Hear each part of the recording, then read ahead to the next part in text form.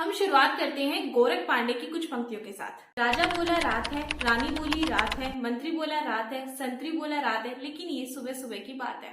ठीक यही तो चाहता है चाइना। चाइना चाहता है कि पूरी दुनिया सिर्फ उसी की बात माने। चाइना खुद एक डिक्टेटरशिप की तरह बिहेव कर रहा है। हुआ यूं था कि चाइना ने अमेरिका को चेतावनी दी कि अगर नैन्सी पेलोसी ताइवान की यात्रा करती है तो ये अमेरिका के लिए अच्छा नहीं होगा, क्योंकि चाइना ताइवान के साथ में इस पॉलिसी पर काम करता है, मैं डाल डाल तू पात पात। अब चाइना ऐसा मानता है कि ताइवान तो चाइना का ही हिस्सा है, जिसे एक ना एक दिन चाइना में आके मिल जाना है, तो फिर बीच में आने वाला ये अमेरिका कौन होता है।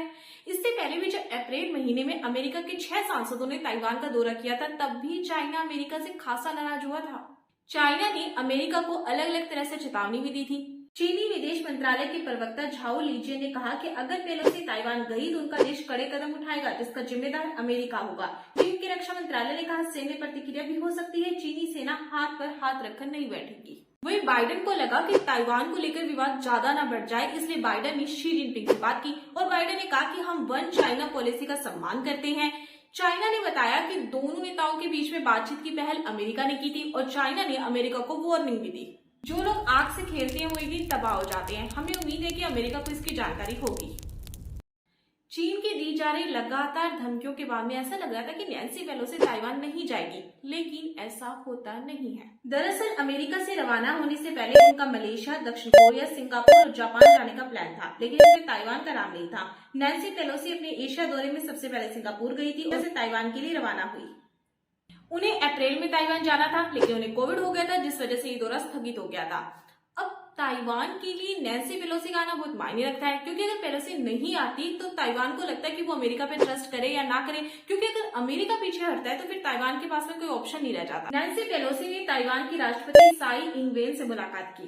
ताइवान नैन्सी पेलोसी की इस यात्रा से बहुत खुश है, और हो भी क्यों ना, क्योंकि वो राष्ट्रपति और उपराष्ट्रपति के बाद में अमेरिका की तीसरी सबसे ताकतवर शख्सियत है। वो अमेरिका के कैलिफोर्निया से डेमोक्रेटिक पार्टी की सांसद है और अमेरिका की हाउस ऑफ रिप्रेजेंटेटिव की स्पीकर है। और ये पिछले 25 सालों में अमेरिका के किसी उच्च स्तरीय राजनेता की पहली ताइवान यात्रा भी है। पेलोसी ने ट्वीट कर लिखा कि हमारे प्रतिनिधिमंडल का ताइवान दौरा यहाँ के लोकतंत्र के प्रति अमेरिकी प्रतिबद्धता को दर्शाता है। ताइवान के नेतृत्व से बातचीत में हम अपने साझेदारों के साझे हितों में मुक्त और खुले हिंद प्रशांत क्षेत्र के प्रति प्रतिबद्धता को दोहराएंगे। नैन्सी पेलोसी ने वाशिंगटन पोस्ट में भी अपनी बात को लिखा। उन्होंने बताया कि आज से लगभग 43 साल पहले अमेरिका ने ताइवान के साथ में ताइवान रिलेशन एक्ट पास किया था और इस पर जिमी कार्टर ने भी सिग्नेचर किए थे। तो उन्होंने बोला कि इसी एक्ट के तहत अमेरिका ताइवान की सुरक्षा करना चाहता है, क्योंकि अभी हाल ही के वर्षों में चाइना ने ताइवान के साथ में स्ट्रेस को बढ़ावा दिया है। चाइना ने ताइवान के साइबर स्पेस और सरकारी एजेंसियों पर भी हमला किया है। अब जो चाइना है ना, वो नैन्सी पेलोसी की इस यात्रा से बहुत नाराज है। तो वहीं बाइडेन के अकॉर्डिंग भी ये कोई अच्छा आइडिया नहीं है। बाइडेन ने भी नैन्सी पेलोसी के इस दौरे का समर्थन नहीं किया था और उन्होंने बताया कि व्हाइट हाउस ने भी उन्हें रोकने की कोशिश की थी। अब चाइना का कहना है कि नैन्सी पेलोसी को रोकने की रिस्पॉन्सिबिलिटी तो बाइडेन की ही थी। अब आप ये सोच रहे होंगे कि जब नैन्सी पेलोसी को मना किया गया था ताइवान जाने के लिए, तो फिर भी वो ताइवान क्यों गई। तो इसे ना हम कुछ पॉइंट्स में समझेंगे ताकि आप इन्हें थोड़ा इजीली समझ पाए। क्योंकि वो चाइना को दिखाना चाहती थी कि अमेरिकी जनता और अमेरिकी कांग्रेस ताइवान का समर्थन करती है। वो शुरू से ही चाइना की आलोचक रही है। उन्होंने 1989 में हुए नरसंहार के पीड़ितों को श्रद्धांजलि देने के लिए तियानमेन स्क्वायर का दौरा भी किया था। सन 2002 में नैन्सी पेलोसी ने हू जिनताओ को लेटर देकर चीन और तिब्बत में गिरफ्तार किए गए मानवाधिकार कार्यकर्ताओं की रिहाई की मांग की थी, लेकिन हू जिनताओ ने वो लेटर नहीं लिए थे और उसके 7 साल बाद नैन्सी ने फिर से हू जिनताओ को लेटर भेजे, तब वो उपराष्ट्रपति से राष्ट्रपति बन चुके थे। पेलोसी चाइना में ओलंपिक खेलों के आयोजन का भी विरोध करती हैं। नैन्सी पेलोसी ने बीजिंग विंटर ओलंपिक्स के बहिष्कार का समर्थन करते हुए कहा था कि चाइना में एक तरफ जनसंहार चल रहा है और वहां अगर दुनिया भर के राष्ट्राध्यक्ष जाएंगे, ऐसे में मानवाधिकारों को लेकर बोलने का आपके पास कोई अधिकार नहीं रह जाता है। इसलिए चाइना नैन्सी के इस दौरे का इतना विरोध कर रहा था। अब चाइना ये मानता है कि ताइवान तो उसी का हिस्सा है, जिसे एक ना एक दिन आके चाइना में मिल ही जाना है। तो चाहे हमें सैन्य ताकतों का इस्तेमाल करना पड़े, लेकिन हम ताइवान को अपने आप में मिला लेंगे। वहीं ताइवान खुद को एक स्वतंत्र देश मानता है। अब आप ये सोच रहे होंगे कि ताइवान क्या अलग देश है या ताइवान एक चाइना का ही हिस्सा है। तो इसे समझने के लिए आपको इनकी हिस्ट्री को समझना होगा। पुर्तगालियों ने 1590 में ताइवान की खोज की थी। इसे इल्हा फार्मोसा या सुंदर द्वीप का नाम दिया गया था। 1642 से 1661 तक ताइवान नीदरलैंड का एक उपनिवेश था और 1683 से 1895 तक चीन के चिंग राजवंश ने इस पर शासन किया। 1895 के दौर में जापान बहुत शक्तिशाली देश था। तब जापान और चाइना के बीच में युद्ध हुआ था और ताइवान अब जापान के कब्जे में आ गया। 1911 में चिन्हाई क्रांति हुई और चिंग राजवंश को सत्ता से हटना पड़ा। 1945 में जब जापान का शासन ताइवान से हटा तो ताइवान चाइना का हिस्सा बन गया। उस समय चाइना में केएमटी का शासन था। यह एक नेशनलिस्ट पार्टी है जिसे चियांग काई शेक लीड कर रहे थे और उन्होंने ना चाइना का नाम रिपब्लिक ऑफ चाइना कर दिया। 1949 में चाइना में गृह युद्ध होता है। अब जो केएमटी पार्टी होती है उसको सीपीसी से हार का सामना करना पड़ा। सीपीसी मतलब है कम्युनिस्ट पार्टी ऑफ चाइना, जिसको लीड माओ से तुंग कर रहे थे। सीपीसी पार्टी के पास में नौसेना की इतनी पावर नहीं थी, इसलिए वो ताइवान पर अपना कंट्रोल नहीं कर पाई। 1 अक्टूबर 1949 को सीपीसी ने चाइना को नया नाम पीपल्स रिपब्लिक ऑफ चाइना दिया और अब चाइना में कम्युनिस्ट पार्टी का राज हो गया। केएमटी पार्टी के जो नेता थे वो अब ताइवान आ गए और यहीं से वो सरकार चलाने लगे। अब जो विवाद है ना वो इस बात पर आकर फंस जाता है कि जापान ने चाइना किसको दिया है, क्योंकि देखिए अब चाइना में तो कम्युनिस्ट पार्टी सत्ता में थी और वहीं ताइवान में नेशनलिस्ट जो पार्टी थी वो सत्ता में थी। अब माओ का मानना है कि जो जीत उनकी हुई है तो ताइवान पर उनका ही अधिकार है। वहीं चियांग काई शेक का ये मानना है कि बेशक कुछ हिस्सों में उनकी हार हुई है लेकिन वो ही चाइना को रिप्रेजेंट करते हैं। अब ताइवान के लिए चीजें बदलने लगी। अमेरिकी राष्ट्रपति रिचर्ड निक्सन ने चाइना को पहचान दी और ताइवान को बोला कि उसको संयुक्त राष्ट्र सुरक्षा परिषद से हटना होगा। 1971 से अब चाइना यूएन सिक्योरिटी काउंसिल का सदस्य हो गया और वहीं 1979 में ताइवान की यूएन से आधिकारिक मान्यता खत्म कर दी गई। इसके पीछे ना 2 रीजन हो सकते हैं। देखो, पहला रीजन ये हो सकता है कि 1949 से लेकर 1987 तक केएमटी पार्टी ने ताइवान में मार्शल लॉ के तहत शासन किया था, जिससे केएमटी को इंटरनेशनल लेवल पर राजनीतिक असफलता मिली थी और इस वजह से भी हो सकता है कि उसे यूएन सिक्योरिटी काउंसिल में अपनी सीट गंवानी पड़ी हो। लेकिन अभी वहां पर केएमटी एक मुख्य विपक्ष पार्टी है और वहां पर अभी डेमोक्रेटिक प्रोग्रेसिव पार्टी का शासन है। दूसरा रीजन ये हो सकता है कि 1970 में आर्थिक प्रगति के बाद में अमेरिका नई बाजार की तलाश कर रहा था। उस समय चाइना की आबादी लगभग 60 करोड़ थी और वहीं ताइवान की आबादी लगभग 1 करोड़ थी और अमेरिकी कॉर्पोरेट चाहते थे कि अमेरिका चाइना को मान्यता दे। चाइना जब भी किसी देश के साथ में किसी भी तरह से इन्वॉल्व होता है तो वो ये सोचता है कि सामने वाला जो देश है वो एक ही चाइना को मान्यता दे, जो कि है पीपल्स रिपब्लिक ऑफ चाइना, यानी इसे ही हम वन चाइना पॉलिसी कह देते हैं।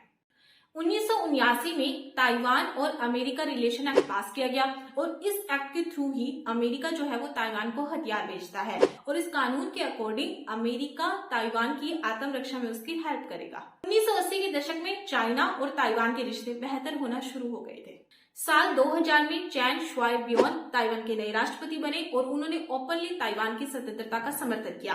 इस बात से चाइना बहुत ज्यादा नाराज हो गया और ऐसा पहली बार हुआ था ताइवान में कि जब नेशनलिस्ट पार्टी के अलावा किसी और पार्टी की सरकार बनी हो, जिसका नाम है डीपीपी यानी डेमोक्रेटिक प्रोग्रेसिव पार्टी। एक और महत्वपूर्ण इंसिडेंट देखने को मिलता है जिसे हम व्हाइट टेरर के नाम से जानते हैं। जब ताइवान पर केएमटी का शासन था तब उन्होंने अपनी सत्ता का बहुत दुरुपयोग किया था। उन्होंने आम जनता पर बहुत सारे प्रतिबंध लगा रखे थे, जिसमें से एक प्रतिबंध सिगरेट के व्यापार पर भी था। देखो, हुआ यूं था कि ताइपे की एक छोटी सी दुकान में एक महिला को बिना परमिशन के सिगरेट बेचने के आरोप में पकड़ लिया गया और उसे मारा पीटा गया। जब बहुत ज्यादा टेंशन का माहौल बढ़ने लगा तो एक अधिकारी ने भीड़ पर गोली चला दी, जिससे एक व्यक्ति की मौत हो जाती है और उस दिन तारीख थी 28 फरवरी 1947 और उस दिन से ताइवान में व्हाइट टेरर का दौर शुरू हो गया। 28 फरवरी 1947 की हुई इस घटना के बाद में पूरे देश में जनता ने विद्रोह कर दिया। प्रदर्शन और हड़ताल होने लगे थे और अब ताइवान में अगले 38 सालों तक मार्शल लॉ लगा दिया गया था। इसे 228 नरसंहार के नाम से भी जानते हैं और ऐसा कहते हैं कि इस दौरान 10,000 से 30,000 लोगों को मौत के घाट उतार दिया गया था। अब जो हमने हिस्ट्री देखी उसके अकॉर्डिंग हमने देखा कि ताइवान 1950 से ही एक अलग देश है, लेकिन ताइवान संयुक्त राष्ट्र देशों की सूची में शामिल नहीं है। ताइवान को केवल 15 देशों ने ही मान्यता दे रखी है, बाकी अन्य देश इसे चाइना का ही हिस्सा मानते हैं। ताइवान का नाम है रिपब्लिक ऑफ चाइना है। यह पूर्वी एशिया में स्थित द्वीपों का एक समूह है जो उत्तर पश्चिमी प्रशांत महासागर के पूर्वी और दक्षिण चीन सागर के मिलने के स्थान पर है। इसके उत्तर पश्चिम में चाइना है, उत्तर पूर्व में जापान है और दक्षिण में फिलीपींस है। इसका झंडा 3 रंगों से बना है, रेड, ब्लू और व्हाइट। सफेद रंग से सूरज बना हुआ है। सूरज की 12 किरणें घड़ी के 12 चीनी समय और वर्ष के 12 महीनों को रिप्रेजेंट करती है। अब ये सवाल आ जाता है कि ताइवान इतना इम्पोर्टेंट क्यों है? चाइना का पहले से ही दक्षिण चीन सागर में बड़ा प्रभाव है। अब यदि ताइवान पर भी चाइना का कब्जा हो गया तो प्रशांत क्षेत्र में भी चाइना का प्रभाव बढ़ जाएगा और प्रशांत एरिया के गुयाम और हवाई में मौजूद अमेरिकी सैन्य अड्डे भी सुरक्षित नहीं रहेंगे। इसके अलावा हम जो डेली यूज करते हैं मोबाइल, लैपटॉप और घड़ियां, इनमें जो चिप लगती है वो भी ताइवान में ही बनती है। ताइवान की वन मेजर नाम की एक कंपनी है जो दुनिया के आधे से अधिक चिप का उत्पादन करती है। वर्ष 2021 में चिप इंडस्ट्री करीब $100 अरब थी, जिस पर ताइवान का ही दबदबा है। चिप और सेमीकंडक्टर बनाने में चाइना जो है वो पश्चिमी देशों से काफी पीछे है और उन तक पहुंचने में चाइना को भी 20 साल और लग जाएंगे। तो अगर अब ताइवान पर चाइना का कब्जा हो जाता है तो चिप इंडस्ट्री भी अब चाइना की हो जाएगी और पश्चिमी देशों तक ये बहुत सीमित हो जाएगी, जिससे इनकी कीमतों में भी उछाल आएगा। 2010 में चाइना और ताइवान के बीच में एक समझौता हुआ था जिसमें कहा गया था कि दोनों देश एक दूसरे के बाजार में 800 वस्तुओं को बिना कर या फिर कम कर के साथ बेचेंगे। इसका भी ताइवान ने विरोध किया था क्योंकि ताइवान ने कहा था कि ये चाइना का ना एक पॉलिटिकल एंगल है और इससे क्या होगा कि चाइना का ताइवान पर कंट्रोल बढ़ेगा। और अब चाइना जो है वो ताइवान को अपने आप में मिलाना चाहता है, लेकिन ऐसा होना तो पॉसिबल ही नहीं है क्योंकि ताइवान में लिबरल डेमोक्रेसी है, वही चाइना वन पार्टी सिस्टम वाला देश है। चाइना में शी जिनपिंग की डिक्टेटरशिप चलती है।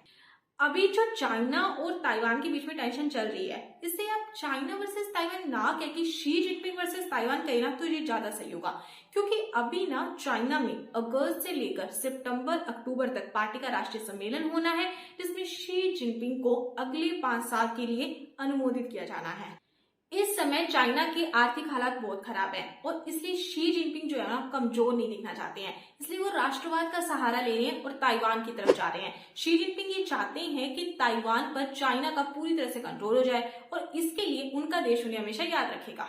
पेलोसी की यात्रा के बाद में चाइना ने ताइवान के जल और वायु क्षेत्र में सैन्य अभ्यास शुरू कर दिया है। वहीं चाइना के विदेश मंत्रालय का ये कहना है कि अमेरिका ताइवान का इस्तेमाल कर चीन को घेरने की कोशिश कर रहा है और चीन की वन चाइना पॉलिसी को चुनौती दे रहा है। अगर चाइना व ताइवान के बीच युद्ध होता भी है तो चाइना के पास में हर तरह के सैनिकों को मिला लें तो 20.35 लाख सैनिक है, वहीं ताइवान के पास में 1.63 लाख सैनिक है। ताइवान बहुत कोशिश करके भी चाइना के हमले को थोड़ा कम कर सकता है। हाँ, ये बात जरूर है कि ताइवान को अमेरिका से हथियारों की मदद मिल सकती है। अमेरिका की नीति कूटनीतिक अस्पष्टता की रही है। अमेरिका जो है ना वो अपनी नीति को साफ नहीं करता है कि अगर हमला हुआ तो वो क्या और कैसे ताइवान की मदद करेगा। अमेरिका की यह हमेशा पुरानी स्ट्रेटेजी रही है कि वो वन चाइना पॉलिसी का समर्थन करता है और वो ये भी कहता है कि ताइवान के साथ में उसके हमेशा अनऑफिशियल रिलेशन रहेंगे।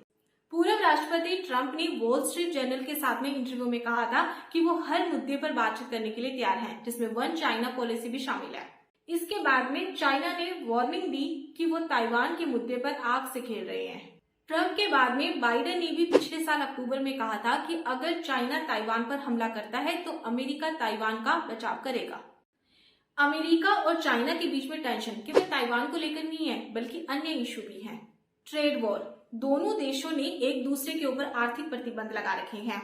दक्षिण चीन सागर में चाइना के बढ़ते प्रभाव से अमेरिका खासा नाराज है। चाइना के प्रभाव को कम करने के लिए अमेरिका, यूके और ऑस्ट्रेलिया ने ऑकस सुरक्षा गठबंधन बना रखा है। इसके अलावा जो अमेरिका है वो चाइना में वीगर अल्पसंख्यक मुसलमानों के मानवाधिकारों के उल्लंघन का आरोप लगाता है, वहीं चाइना इस बात से मना करता है। नैन्सी पेलोसी के ताइवान दौरे के बाद में जहां पर रशिया, पाकिस्तान और श्रीलंका ने चाइना का सपोर्ट किया है तो वहीं भारत ने इस मामले में कोई प्रतिक्रिया नहीं दी है। चाइना के प्रभाव को कम करने के लिए क्वाड बना है जिसका भारत भी हिस्सा है। चाइना भारत का पड़ोसी देश है। दोनों करीब 3,488 किलोमीटर की सीमा साझा करते हैं। जून 2020 में गलवान घाटी में दोनों देशों के सैनिकों के बीच में हुए विवाद के बाद में तनाव बढ़ा है। साथ ही इंडिया ने दर्जनों चीनी मोबाइल ऐप्स पर बैन भी लगाया है। इस वीडियो में आज इतना ही। अगर आपको मेरी वीडियो अच्छी लगी है तो मेरी वीडियो को लाइक और शेयर कर दीजिए और मेरे चैनल को भी सब्सक्राइब कर दीजिए। फिर मिलेंगे एक नई वीडियो के साथ में, तब तक के लिए धन्यवाद।